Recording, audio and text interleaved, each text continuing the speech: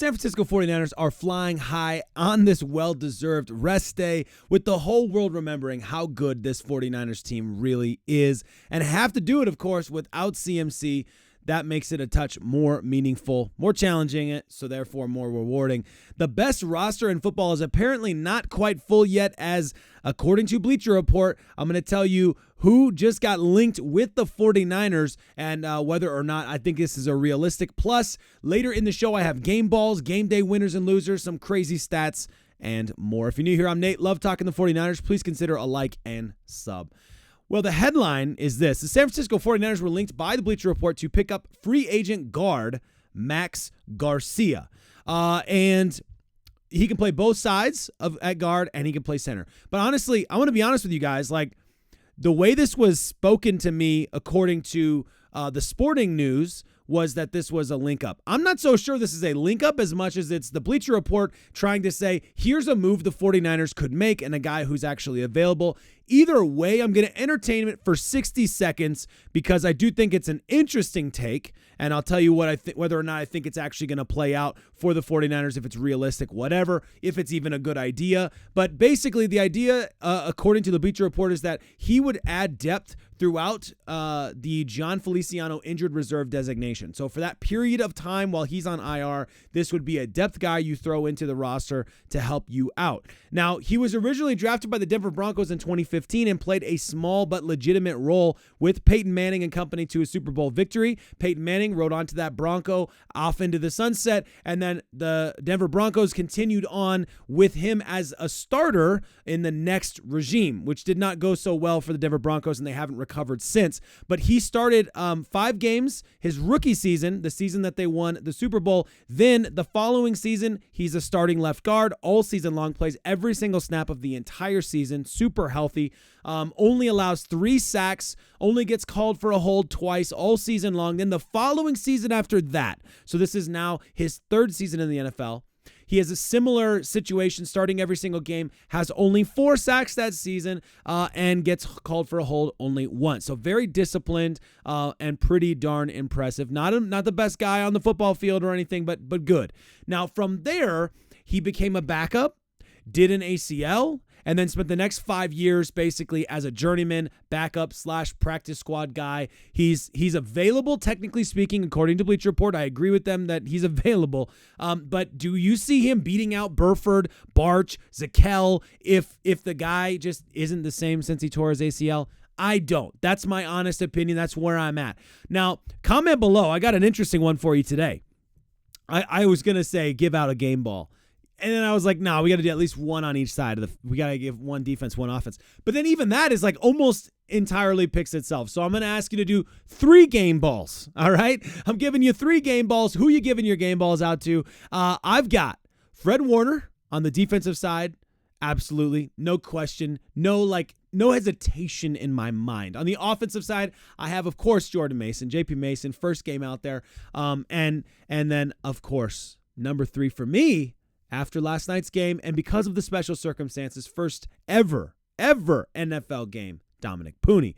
Now, Fred Warner was everywhere, absolutely instrumental in run stopping, in closing down lanes. My goodness, did Aaron Rodgers hit anybody in the middle of the field? I mean, Fred Warner was the absolute Mike. Absolutely loved it. Powerful tackler. I mean, just all over the place. Incredible performance. JP Mason, big first start. Huge day running the ball. Once he found his rhythm, he really hit a stride. And for a vast majority of that football game, looked very, very impressive. 28 carries for 147 yards and a tutty, of course.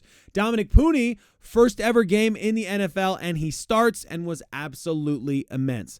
It's fortunate for a rookie offensive lineman to start in a game. That's special.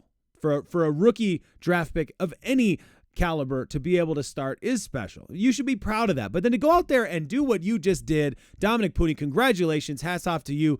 The run up the right side several times against a top-rated defensive line, and the 49ers were flourishing coming up that right side several times during the game. I got some specific stats for you later in this video that I think will make you feel even better about it. But let's get to the winners and losers. Let me know in the comments, though, who your top 3 game balls were, okay? Winners and losers for the game.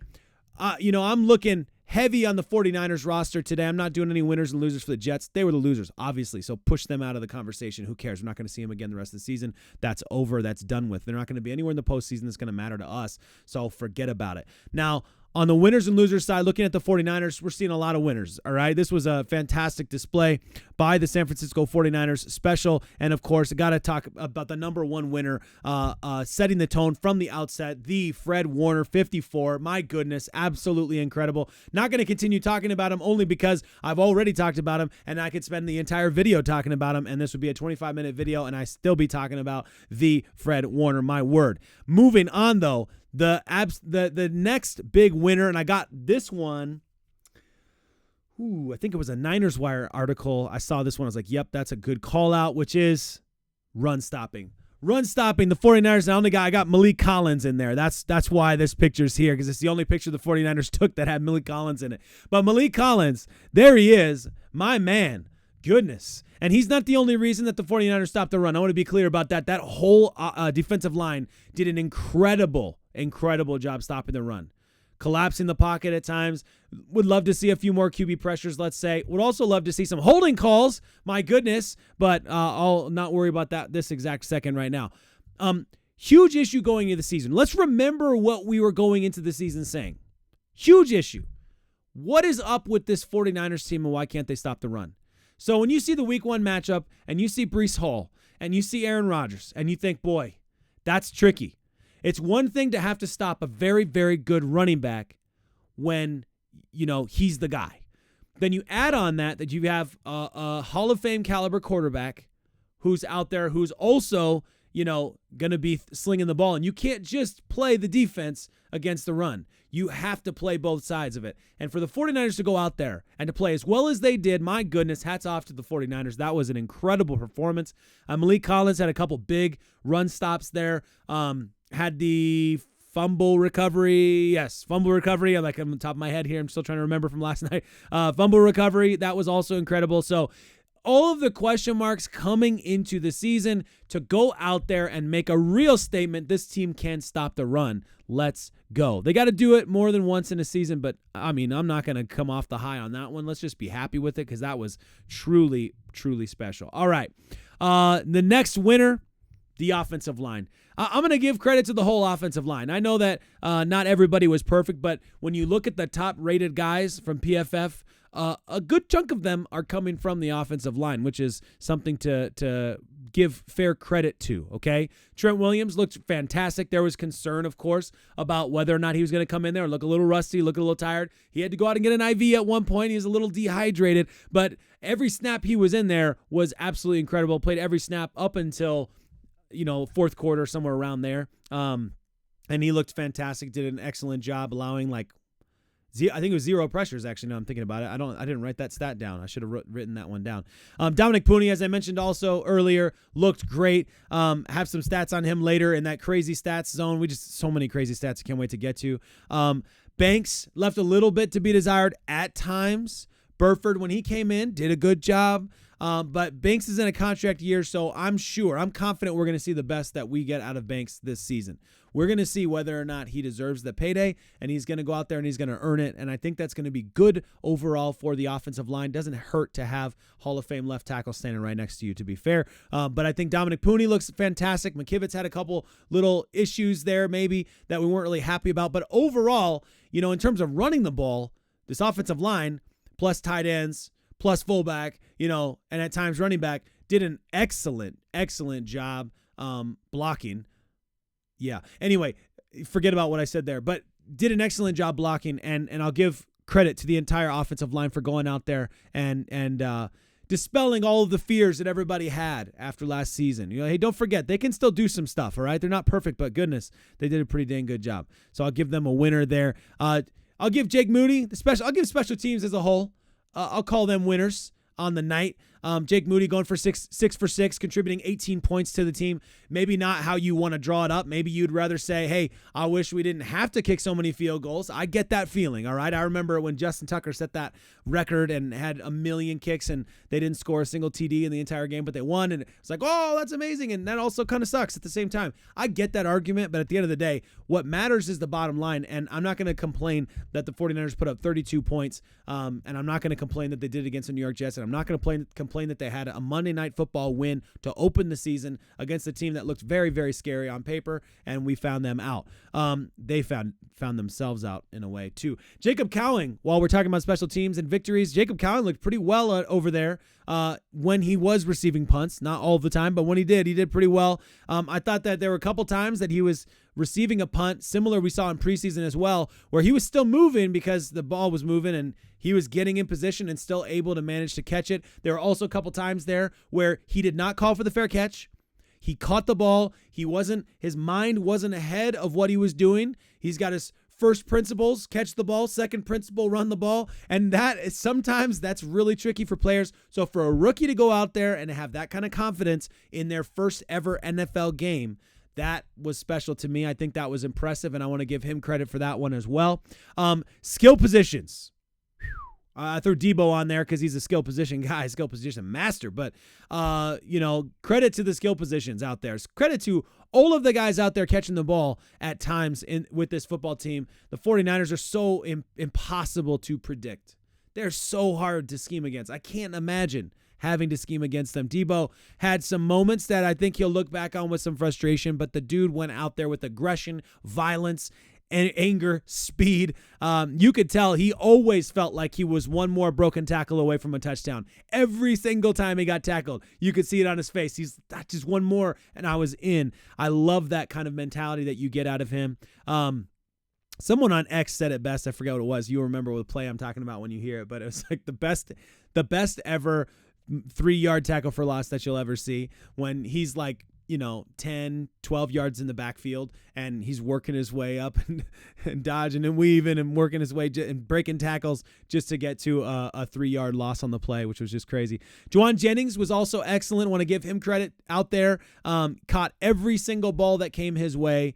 Fought really hard. Caught the ball strongly, but really found excellent separation. So it wasn't catching the ball in terrible situations very often, and he was his normal, powerful self. George Kittle also out there when asked, did well, was phenomenal in blocking as always, but an important bailout player at times when you might have often looked for like a dump ball to CMC. CMC wasn't there, and George Kittle, boom, there he is, dump ball. Absolutely love that when that is going to happen for George Kittle. That was all good there. And I just got to give credit, beyond just skill position players, but every single blocker on the football field, every single offensive blocker, my word, incredible job. I mean, those run plays just looked so coordinated and so controlled, and it felt like the Jets in a lot of situations, it didn't feel like the Jets knew what to do. It didn't feel like they had an option. Didn't feel like they had a chance. Too many skilled players out there blocking in perfect alignment to make space for running backs. It just was special to watch. The only losers on the day, and I hesitate to even call it a losers on the day, but it's the only negative that I've been hearing people throw out there about the game, and I understand the argument. I'm not going to say it's a loser, but I will say it's a fair criticism to say there was some downside out there in terms of red zone efficiency.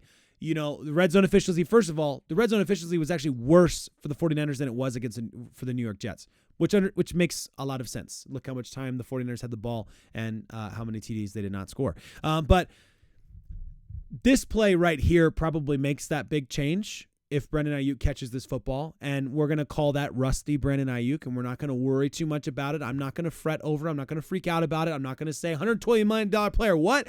But I do understand Peyton Manning making a very, very good point on this particular missed catch that this is why you have to get these contracts done early. This is why you have to sign on the dotted line and give yourself time in training camp, because you need the time to go out there and catch the football with your number one quarterback, to go out there and have to dive for it and have to be in tight situations and have to plan for hits and all of that stuff.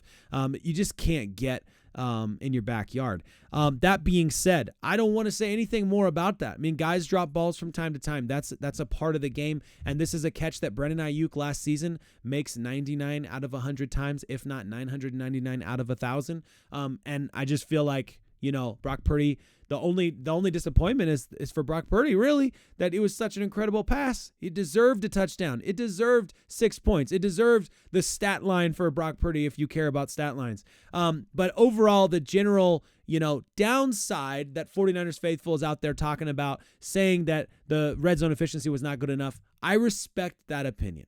I'm not going to call them the losers on the day, because they went down in there and they put up 32 points and against the New York Jets, which when the game started, I mean, I don't know about you, but every single game score prediction that I saw, I mean, the 49ers were winning, and it was somewhere around 24 to 27 points. Like, nobody had us over 30 against this secondary. So to go out there and put up 32, I'm going to take full credit. I'm going to give full credit to that, to the football team, and not really worry too much about that. Where the red zone efficiency really was felt was in the first half, when we got the forced fumble, the punch out from Fred Warner, and then Malik Collins picks it up. We're in amazing field position. Could have kicked a field goal right then and there if we had to, and we pretty much ended up doing that. That was what was disappointing. That was the disappointment there. And I guess that wasn't even technically red zone, was it? I don't think that was quite red zone. Maybe it was. It was right around that area. I think then the second one was marching it all the way down the field. Everything was going really well, and having to end that with a field goal was disappointing. That second big field goal, I can't remember which one that was. But all that being said, guys, honestly, I'm not going to worry too much about it. It was the first game of football. I was expecting a little rust in general, because guys just don't play in preseason the way that they used to. And so these guys there's not one time that all of these guys were out on the field together. Even if you take Brandon Aiyuk off, there wasn't a time that they were all out there. Even when it was the ones, several guys weren't out there. Obviously, Christian McCaffrey wasn't out there. Kyle Juszczyk, I don't believe, played in that third preseason game when the ones were all out there. Deebo did, but Juwan Jennings did not. So, take it for what it is. All right. George Kittle, Deebo Samuel are the only two guys, in my recollection, correct me if I'm wrong, in that third preseason game that actually went out there and had like a decent, opportunity to gain some kind of rhythm with Purdy. And the offensive line wasn't even fully there. Trent Williams wasn't there. So it's just, everywhere I turn, I convince myself that my point is absolutely accurate. All right. Some crazy stats that we came across today that I just wanted to talk about. And then I had some other wild stuff that I want to get to, of course, real quick. But the first one, Dominic Puni, his first ever football game, a real, actual NFL football game. Dominic Puni has a PFF grade of 77.7, which is, my goodness, not bad. I'll take it, dude. I will take it. Pass blocking grade of 77.7. Sorry, excuse me. That wasn't the overall. Where is the overall? I think I have the overall somewhere on here. Maybe it was 80. I think I'll find it. But whatever the case, 77.7 pass blocking grade, 74.6 run blocking grade, with Mason averaging 5.3 yards before contact when running behind Dominic Puni. That's crazy, you guys. That's crazy. He's averaging 5.5 yards pre-contact when he runs behind a third-round draft pick. I was going to say rando. He's not a rando out of Kansas, but Dominic Puni, rookie, punching way above his weight. So very impressive, Dominic Puni there. Top 5 highest graded 49ers in week 1, by the way. Top 5 highest graded offense and defense combined. Fred Warner at a 92.6, followed by Nick Bosa, Brock Purdy, Trent Williams, Dominic Puni. Makes the top 5 in his first ever NFL game, you guys. This guy is the real deal. I'm so excited for him. Meaning Puni, by the way, so making the top 5 just behind the legendary Trent Williams. My word. Okay, let's get to a few things here. I think I've got the scoregami up there. I don't know. Maybe I do. Do I have the scoregami up? I thought I did. Now I'm second guessing myself. So the scoregami, if you don't know what that is, that's when a game ends in. My wife actually sent me this. Credit to you, beautiful. The game ends in a score line that's never happened before. So this was like the 1081st new score combo, which was 32-19, obviously. So that's pretty wild there. I don't know. That's a crazy stat, if you ask me. Let's talk about some other things that were out there that were kind of crazy. And I just realized I'm not sharing my screen, so you have to take a look now. There you go. Okay. Wowza. There we go. So keep an eye on Dominic Puni right here. Look at that block. And then, ooh, beefy. You can see him even flexing after it, by the way. Good call out there. So right here, and the flex. Let's go. Put him on his bottom. Let's go. I have a 4-year-old and a 2-year-old. I say bottom. I'm sorry. Habit. Okay, rewatching the game. This is clearly the best 49ers roster of Kyle Shanahan, Lynch area, and that's saying something. It's a matter of management and luck staying healthy moving forward. Knock on wood. Let's hope for that. A great call from David Lombardi there. 49ers, Hufanga, D. Winters, Yetur Gross-Matos, and I don't know why Christian McCaffrey's on here. He also, all four of these guys technically have an opportunity to return this week, so let's hope for that. That would be pretty wild if that were to happen. This is the stats of where Aaron Rodgers threw the football. How many of those targeted Charvarius Ward? 1. Well, that's not true. Not 1. What is the stat? Here's the stats. So he had 5 targets, okay? 1, I guess, was in his zone, but whatever. 5 targets, 14 yards allowed, 1 pass breakup, 1 forced incompletion, 47.9 passer rating when targeted. Oh my goodness. 80.7 coverage grade. So there you go. Thank you, Coach Yak. There you go. Mooney Ward, my word. Out there picking up right where he left off last season. And boy, I don't know if we're going to be able to keep all these players around on this football team next season. Too much quality. Too good. Highest graded quarterbacks from PFF, by the way, of week 1. Let's go. On the top, Brock Purdy and Sam Darnold. That's an interesting one. I told my Minnesota Vikings buddies, I told them, you guys, he's going to improve. He's been hanging out with Kyle Shanahan every week, and he's been sitting behind Brock Purdy, a rookie who's absolutely lighting it up. How do you, as a backup quarterback, not think to yourself, okay, if this kid can do it, if Irrelevant can do it, I can do it. And, there he goes. Balls out. Patrick Mahomes, Derek Carr, and interestingly, Aaron Rodgers. Maybe that makes me feel less good about the PFF grades. I don't know.